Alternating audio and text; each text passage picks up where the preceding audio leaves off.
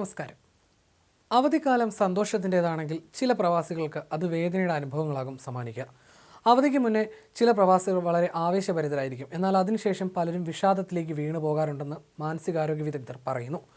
Holiday blues എന്ന് സാധാരണയായി വിളിക്കപ്പെടുന്ന ഏകാന്തതയും വിഷാദവും യുഎയിലെ പ്രവാസികൾക്കിടയിൽ വ്യാപകമാണെന്നാണ് ആരോഗ്യ വിദഗ്ധർ പറയുന്നത്. അവധിക്കാലം കുടുംബാംഗങ്ങളോടൊപ്പം ആഘോഷിക്കാൻ കഴിയാത്തതും സ്വന്തം രാജ്യത്തെ ആഘോഷങ്ങളുടെ ഓർമ്മകളും പ്രവാസികളിൽ ഹോളിഡേ ബ്ലൂസ് എന്ന മാനസികാവസ്ഥയ്ക്ക് കാരണമാകുന്നു.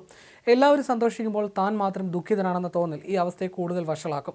ദുബായിലെ വിദഗ്ധർ പറയുന്നത് വീട്ടിൽ പോകാൻ കഴിയാത്തതും സമ്മാനങ്ങൾ വാങ്ങാനുള്ള സാമ്പത്തിക സമ്മർദ്ദവും കുടുംബപരമായ ബാധ്യതകൾ നിറവേറ്റാനുള്ള ചിന്തകളും ഈ വിഷാദത്തിന് കാരണമായേക്കാമെന്നാണ്.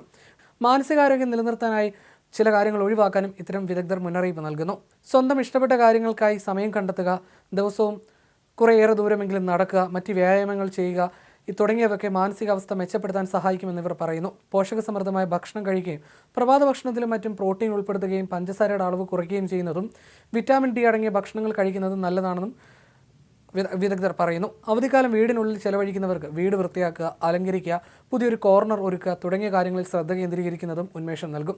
വിഷാദമോ ഉത്കണ്ഠയോ അമിതമായി തോന്നുന്നുണ്ടെങ്കിൽ വൈകാരിക പിന്തുണ തേടുന്നതിനൊപ്പം ഒരു കൗൺസിലറുടെയോ സൈക്കാട്രിസ്റ്റുമായി സംസാരിക്കുന്നതും സഹായകരമാകുമെന്നും വിദഗ്ധർ മുന്നറിയിപ്പ് നൽകുന്നു.